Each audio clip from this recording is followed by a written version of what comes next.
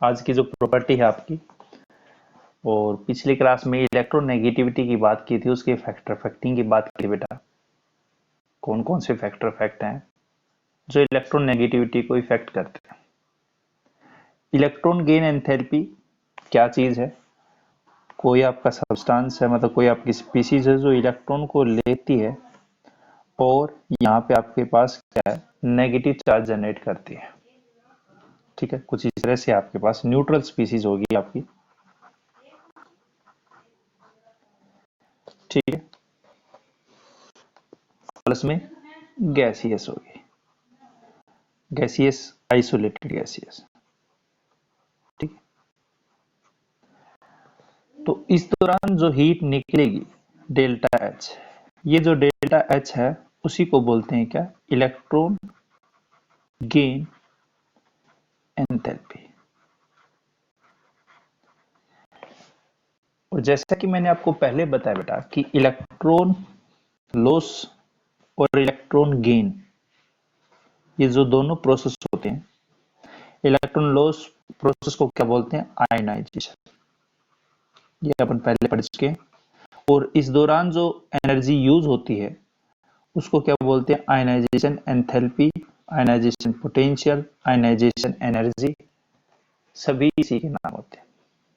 और इसको क्या बोलते हैं, जिसमें इलेक्ट्रॉन हम लेते हैं उसको क्या बोलते हैं बेटा, इलेक्ट्रॉन गेन एंथैल्पी बोलते हैं।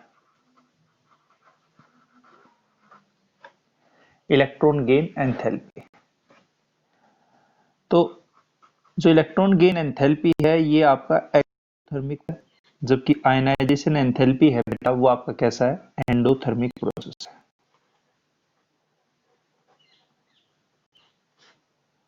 ठीक है, इतनी बात आपकी। एक्सोथर्मिक है वो आपका एंडोथर्मिक है।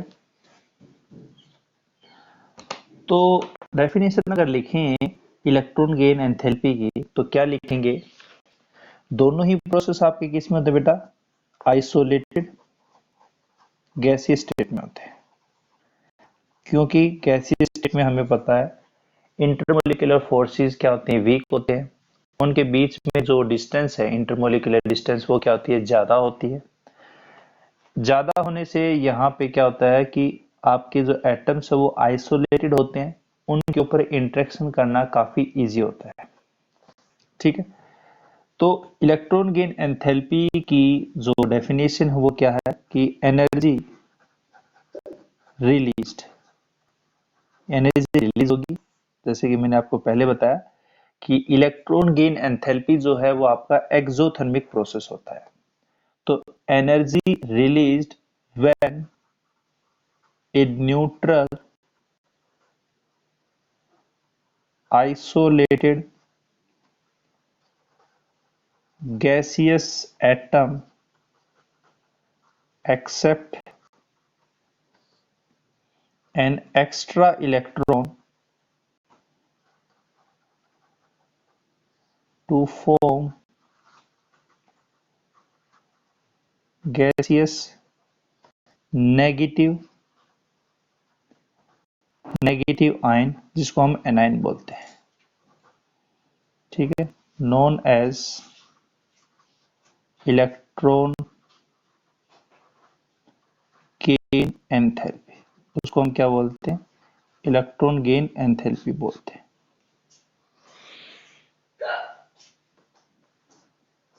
ठीक है, इलेक्ट्रॉन गेन एंथैल्पी को रिप्रेजेंट कैसे करते हैं, इसमें डेल्टा एच आई अगर लगाते थे तो आयनाइजेशन हो जाता है, ई और जी अगर लगा देते तो इलेक्ट्रॉन गेन एंथैल्पी हो जाता है। अगर डेल्टा एच आई लगाते थे तो इसको क्या बोलते थे, आयनाइजेशन एंथैल्पी, आयनाइजेशन एंथैल्पी। आई का मीन्स क्या बेटा, यहाँ पे एंथ है, आयनाइजेशन है, और ई और जी का मतलब क्या है, यहाँ पे डेल्टा एच ई जी का मतलब इलेक्ट्रॉन गेन एंथैल्पी। सिंपली अगर इसको रिप्रेजेंट करें तो क्या दिखेंगे, कोई आपकी एक्स स्पीसीज है जो गैसियस नेचर की है और इलेक्ट्रॉन लेके आपकी क्या होगी, यहाँ पे ये आपका नेगेटिव में चेंज होगी, जो कि आपका एनाइन है। ठीक है, ये एक स्टैंडर्ड रिप्रेजेंटेशन है आपका इलेक्ट्रॉन गेन एंथैल्पी का।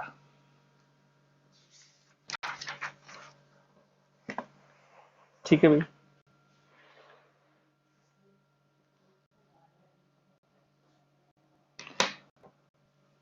अब बात करें यहाँ पे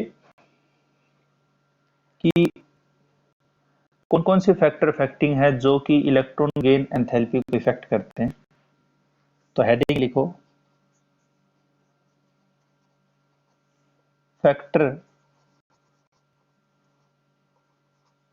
affecting electron gain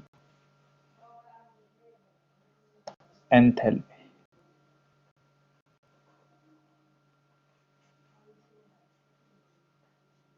electron gain enthalpy को कौन कौन से फैक्टर इफेक्टिंग करते हैं।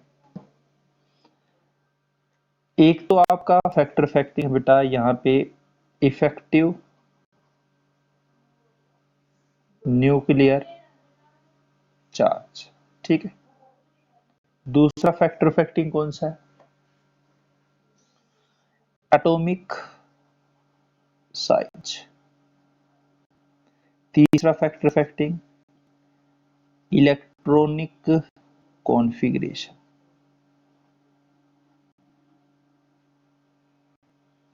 ठीक है, ये आपके फैक्टर इफेक्टिंग है। सबसे पहले हेडिंग लिखो, इफेक्टिव न्यूक्लियर चार्ज।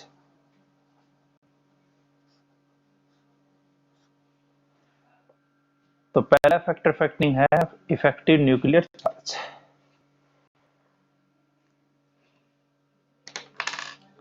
तो हमें पता है बेटा इफेक्टिव न्यूक्लियर चार्ज अगर बढ़ेगा तो आप खुद सोचिए कि इफेक्टिव न्यूक्लियर चार्ज अगर बढ़ेगा तो न्यूक्लियर फोर्स बढ़ेगा। न्यूक्लियर फोर्स अगर बढ़ता है तो यहाँ पे ऑब्वियसली बात है ये आपका न्यूक्लियस है, और ये अगर न्यूक्लियर फोर्स अगर बढ़ेगा तो इलेक्ट्रॉन को क्या करेगा, एक्सेप्ट करेगा, और एक्सेप्ट करेगा तो उतना ही आपका क्या होगा वहां पे उतनी ही आपकी जो इलेक्ट्रॉन गेन प्रोसेस वो फास्ट होगा और एंथैल्पी भी उतनी क्या होगी, ज्यादा निकलेगी।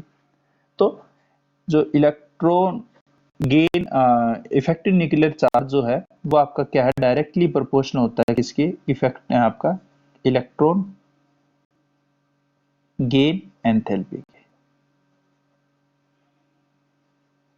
और इलेक्ट्रॉन जो आपका इफेक्टिव न्यूक्लियर चार्ज है वो अपन पहले पढ़ चुके हैं क्या चीज होती है आपकी। ठीक है, तो यहाँ पे अगर बात करें अपन कि पीरियड में, तो पीरियड में आपका क्या होता है, left hand side to right hand side. ठीक है, क्या होता है आपका इफेक्टिव न्यूक्लियर चार्ज क्या होता है बेटा, इंक्रीज होता है। अगर इंक्रीज होगा ना लेफ्ट हैंड साइड, आपका side to right hand side जाओगे आप, तो आपका यहाँ पे क्या होगा बेटा, इलेक्ट्रॉन गेन जो एंथैल्पी है वो भी आपकी क्या होगी, इंक्रीज होगी। हाँ या ना, क्योंकि उसके डायरेक्टली प्रोपोर्शनल बेटा। तो यहाँ पे ये देखा गया है कि सबसे लास्ट में जो है वो अगर देखा जाए तो नोबल आपके जो गैसेज एलिमेंट हैं उनकी जो एंथैल्पी है वो क्या होती है, सबसे हाईएस्ट होगी ऑब्वियसली। तो अगर आप पीरियड में जाते हो तो पीरियड में इफेक्टिव न्यूक्लियर चार्ज क्या होता है, घटता है, और घटेगा तो यहाँ पे इलेक्ट्रॉन गेन एंथैल्पी क्या होगी, यहाँ पे डिक्रीज होगी। तो ग्रुप में आपका क्या होगा, जब ऊपर से नीचे गिर जाओगे तो इफेक्टिव न्यूक्लियर चार्ज जो वो डिक्रीज होता है, और इफेक्टिव न्यूक्लियर चार्ज अगर डिक्रीज होगा तो यहाँ पे एंथैल्पी जो है, एंथैल्पी कौन सी बेटा, इलेक्ट्रॉन गेन जो एंथैल्पी वो आपकी क्या होगी, डिक्रीज होगी।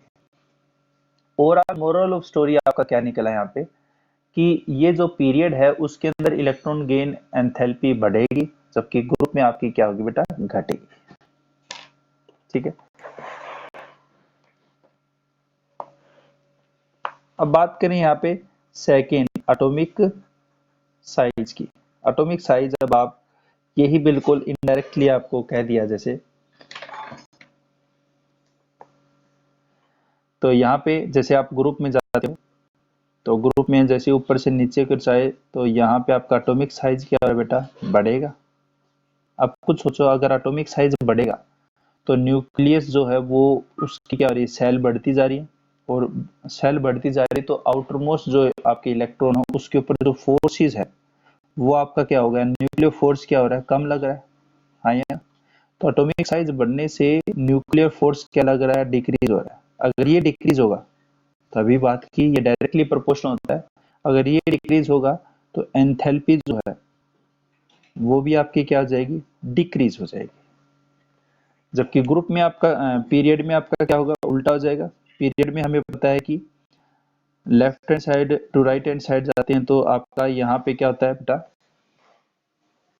इफेक्टिव न्यूक्लियर चार्ज जो हुआ आपका क्या होता है, यहाँ पे बढ़ता है। और इफेक्टिव न्यूक्लियर चार्ज बढ़ेगा तो यहाँ पे एंथैल्पी भी आपकी क्या होगी बेटा, बढ़ेगी। यस या नो? ठीक है, ये आपका सिंपल सा सेकंड है, एटॉमिक साइज है। तो कहने का अर्थ ये है कि एटॉमिक साइज जैसे जैसे आप बढ़ाओगे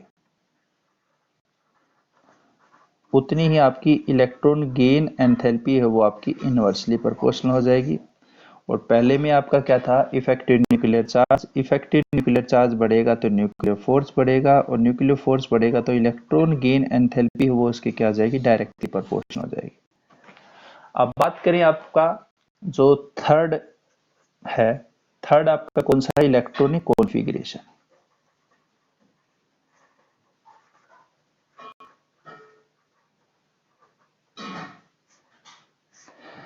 इलेक्ट्रॉनिक कॉन्फ़िगरेशन जो है वो हमें पता है कि बेटा हाफ फील्ड और जो फुल फील्ड है, हाफ फील्ड और फुल फील्ड जो ऑर्बिटल्स होती हैं वो आपकी क्या होती है, मोर स्टेबल होती है। यस या नो?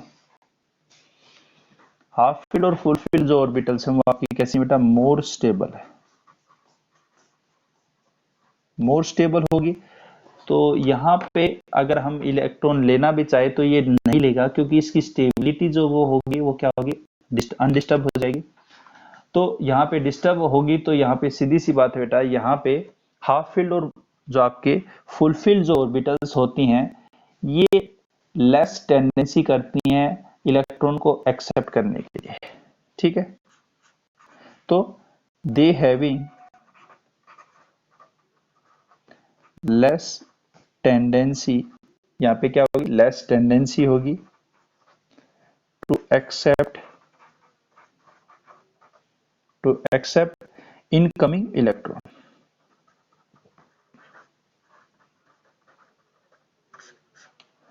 ठीक है, इनकमिंग जो इलेक्ट्रॉन आ रहा है आपका उसको यहाँ पे ये एक्सेप्ट नहीं कर पाएंगे, लेस टेंडेंसी होती है, क्योंकि पहले से ही आपकी क्या है, मोर स्टेबल है।